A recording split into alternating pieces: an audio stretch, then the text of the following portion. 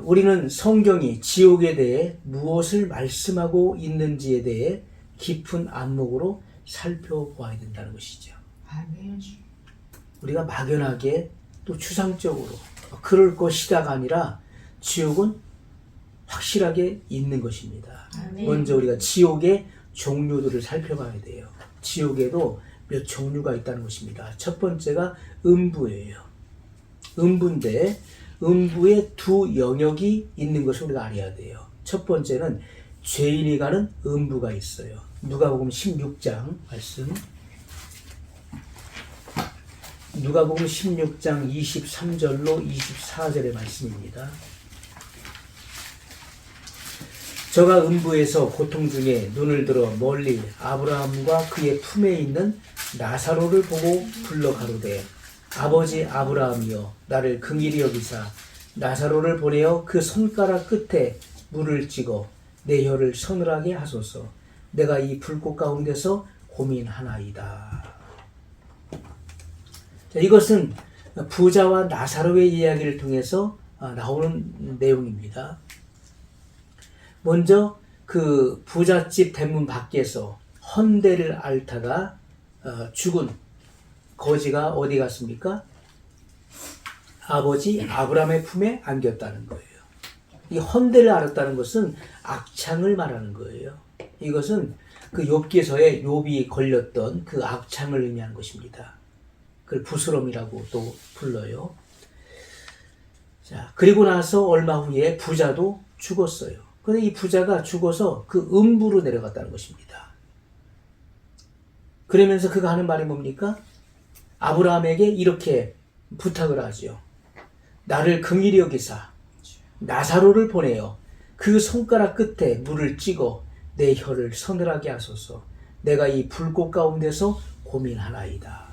그 음부라고 하는 장소는요, 불꽃 가운데서 불이 타는 곳에서 고통하고 고뇌하고 고민하는 장소라는 거예요.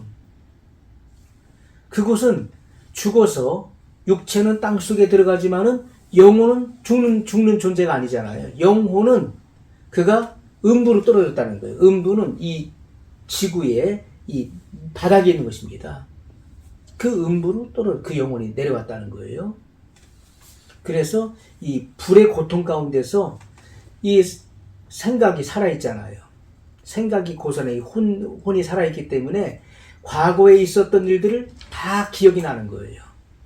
그래서 극심한 후회, 자기가 살아온 그 삶에 대한 후회, 그리고 깊은 고뇌를 하게 되는 것이고, 이 불꽃 가운데서 견딜 수 없는, 물 한 방울에 만족도 없는 장소가 음부예요.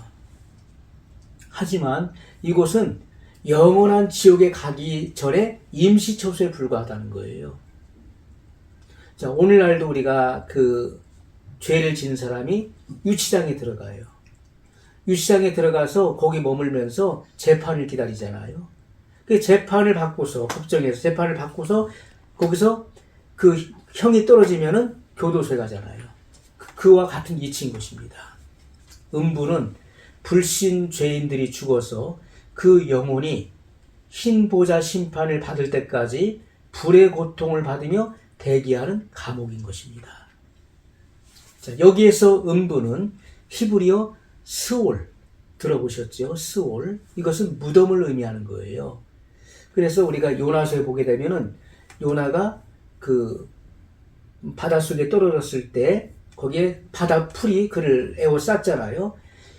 요나는 바다 가장 밑바닥까지 내려간 것입니다. 바다풀이 그를 에워쌌고 큰 물고기가 요나를 삼킨 거예요. 많은 사람들이 성경을 잘못 보기 때문에 요나가 바다에 던져지는 순간에 큰 물고기가 요나를 마치 점프해서 삼킨 것처럼 그런 생각을 해요. 그게 아닙니다. 요나서를 읽어보게 되면 요나는 그 바다의 가장 밑바닥까지 내려간 거예요. 그래서 그 바다풀이 그를 에워싸서 막 숨을 쉴 수가 없잖아요. 고통하고 있을 때 큰 물고기가 그를 삼킨 것이죠. 그래서 이 물고기의 위장 속에 들어가서 거기에 꽉 끼어있는 상태예요. 그러면서 비로소 하나님께 회개의 기도를 드리죠. 그가 뭐라고 합니까? 내가 스올의 뱃속에서 주께 부르짖나이다. 스올. 이것은 히브리어 근데 이 무덤을 의미한다. 마치 무덤과 같은 장소. 그런데 하나님의 초자연적인 역사를 통해서 겨우 생명은 부재하고 있는 거예요. 그러나 얼마나 고통스러웠으면 내가 스올의 뱃속에서 죽게 부르짖나이다. 이렇게 말했다는 것이죠. 그리고 또 다른 말로 하데스, 죽음의 세계, 땅의 깊은 곳, 이사야 44장 23절에 이사야 44장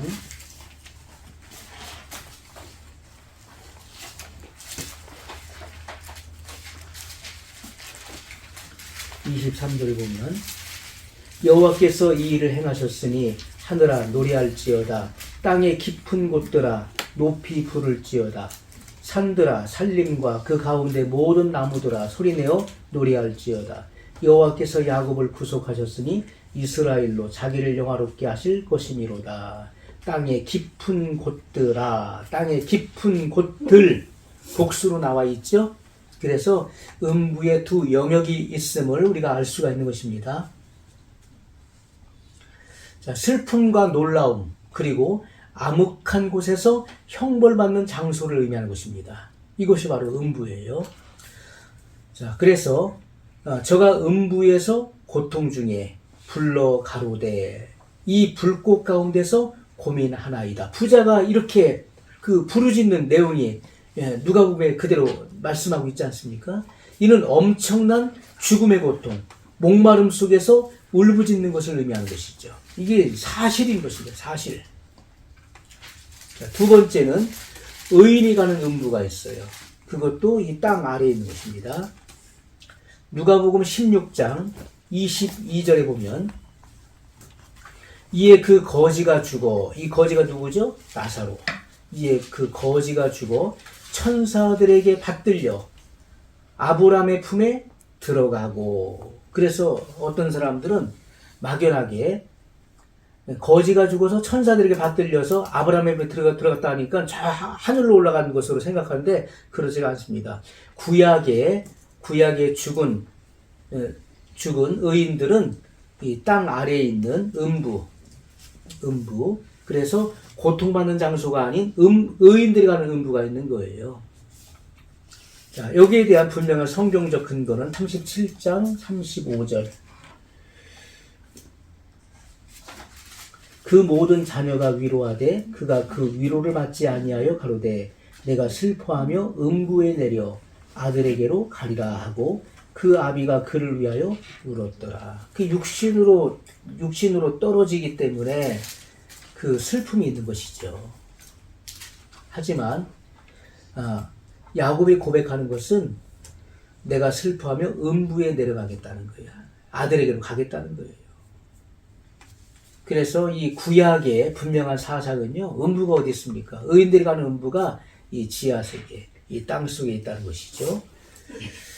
그 아비가 그를 위하여 울었더라. 여기에서 이 음부는 예수님께서 부활하시기까지 구약 의인들의 영혼이 내려가서 안식하며 머물렀던 지하 낙원과 같은 곳입니다. 그러므로 죄인이 가는 음부와 의인이 가는 음부는 땅의 깊은 곳에 있는 것입니다.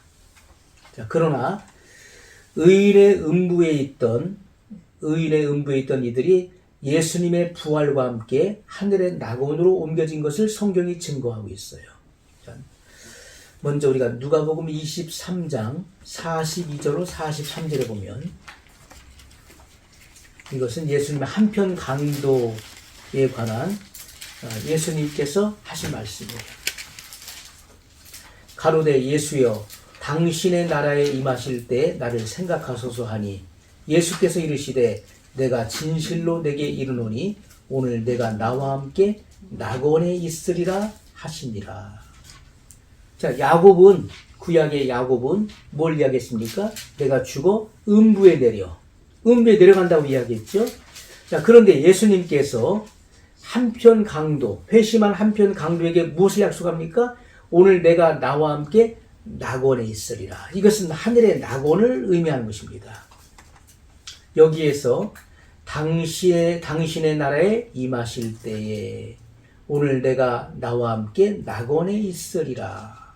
자, 이 죄인은 당신의 나라에 임하실 때에, 예수님은 오늘 내가 나와 함께 낙원에 있으리라.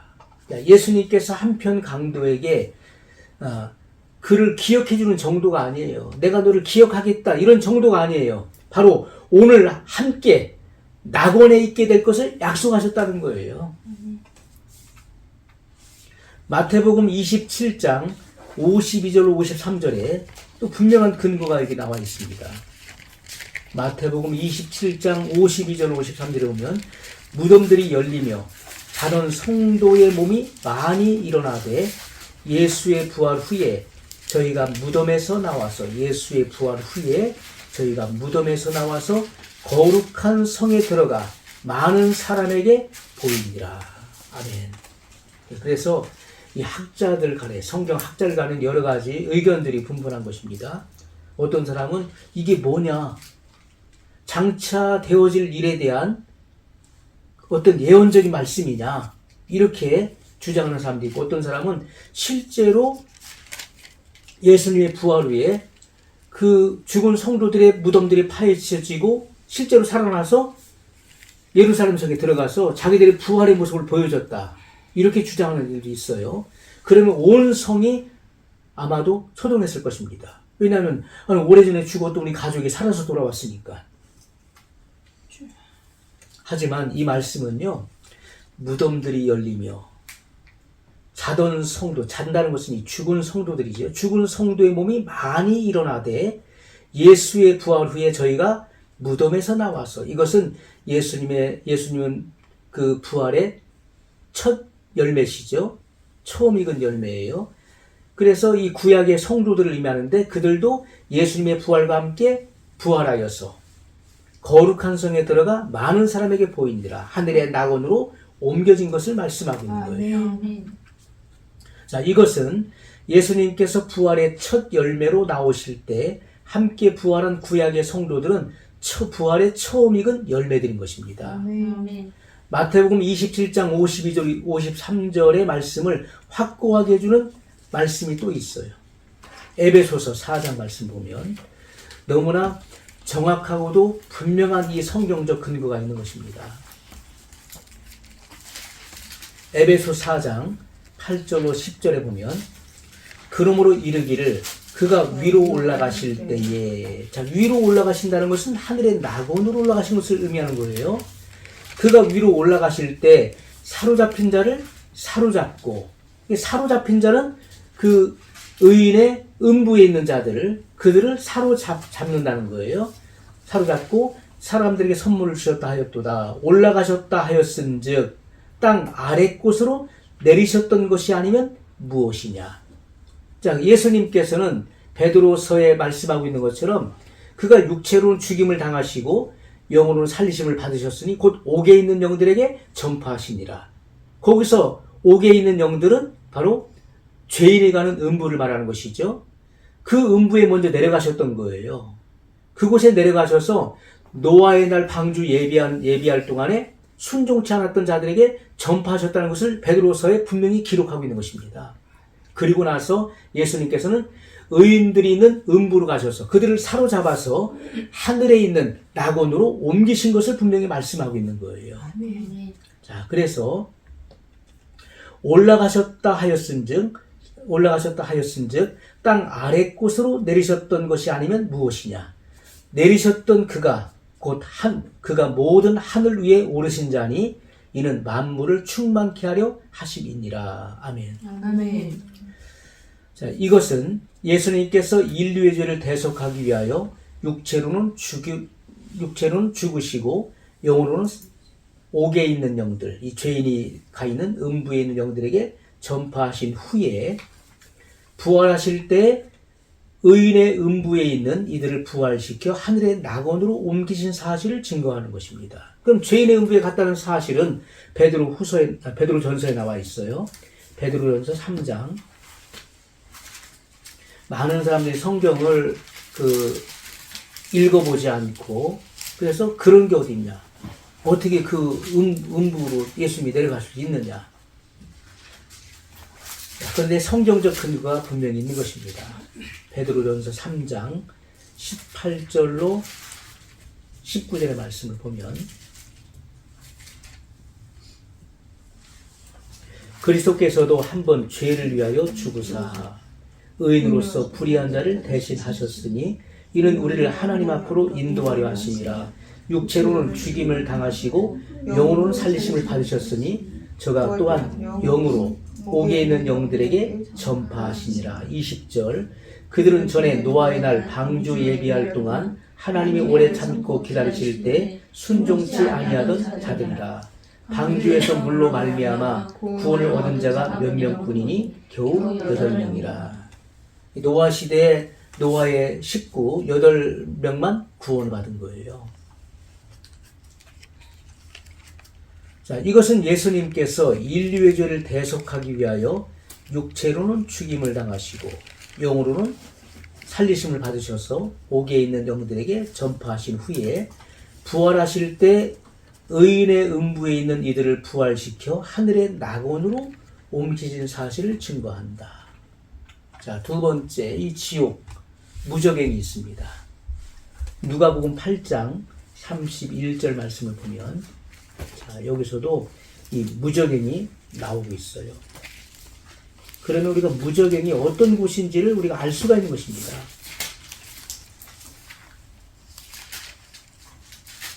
자, 이것은 예수님께서 이 거라사인의 땅에 가셨을 때 있었던 일이에요. 무덤 사이에서 소리를 지르고 자기 몸을 상해하면서 그 길로 지나는 사람들을 해쳤던 그 군대 귀신 들렸던 그 청년인 이야기가 나오는 것입니다. 자, 그들 안에 들어가 있는 그 귀신에게 명령하신 거예요. 아니, 그 군대 귀신이 예수님께 간청하는 내용인 것입니다. 무저갱으로 들어가라 하지 마시기를 간구하더니. 자, 30절에 보면 예수께서 내 이름이 무엇이냐 물으신즉 가로되 군대라 하니 이는 많은 귀신이 들렸습니다. 여기서 이 군대라라고 했을 때 이 군대는 그 당시에 그 로마가 세계를 지배하고 있었죠. 로마의 일개 사단 병력이 6,000명이었습니다. 지금 우리 한국군의 일개 사단 병력이 8,000에서 12,000명이잖아요. 그런데 그 당시에 그 로마군의 일개 사단은 그 6,000명이었어요. 그러면 대략적으로 이것은 그 약 6,000여 마리의 그런 귀신의 떼가 그 사람 속에 들어가 있었다는 거예요. 그러니까 얼마나 막강한 그런 힘을 갖고 있었겠습니까?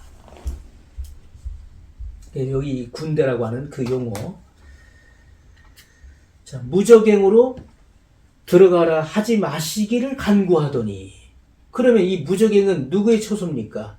귀신의 초소, 귀신을 잡아두는, 또 이 마귀를 잡아두는 장소인 것을 우리가 알 수가 있는 것이죠.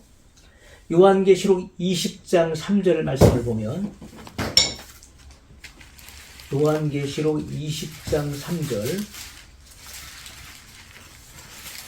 무저갱에 던져 잠그고 그 위에 임봉하여 1000년이 차도록 다시는 만국을 미혹하지 못하게 하였다가 그 후에는 반드시 잠깐 놓이리라.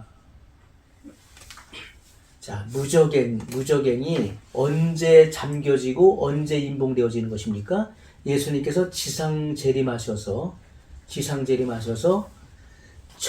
시대를 이루시기 전에 마귀를 그 크고 힘센 천사가 하늘에서 내려와서요. 그 쇠사슬과 무저갱이 열쇠를 가지고 내려오죠. 그래서 이 마귀를 결박하는 것입니다. 하늘에서 내려온 그 천사는 그래서 마귀를 결박하고 그 던져 넣을 수 있는 천사이기 때문에 크고 힘센 천사라고 보는 것입니다. 무저갱에 던져서 잠근다는 거예요. 아멘. 잠그고 그 위에 임봉한다. 아멘. 나오지 못하게 한다는 거예요. 이때. 1000년이 차도록 다시는 만국을 미혹하지 못하게 하였다가 그 후에는 반드시 잠깐 놓이리라. 아멘. 이 1000년 시대 후에 잠깐 놓여서 만국을 미혹해 하는 일들이 계시록에 기록되어 있습니다. 무저갱은 마귀가 최후 불과 유황의 던져질 때까지 가두는 장소인 것입니다. 그래서 요한계시록 20장 10절에 보면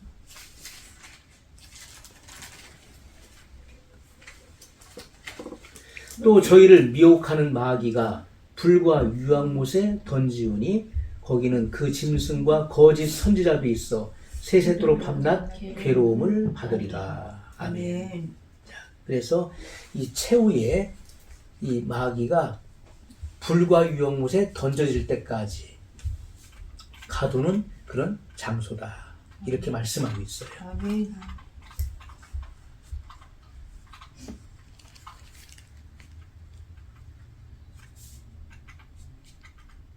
자, 그 다음에 이 지옥, 이 헬에 대해서는 주일날 말씀을 나누도록 하겠습니다.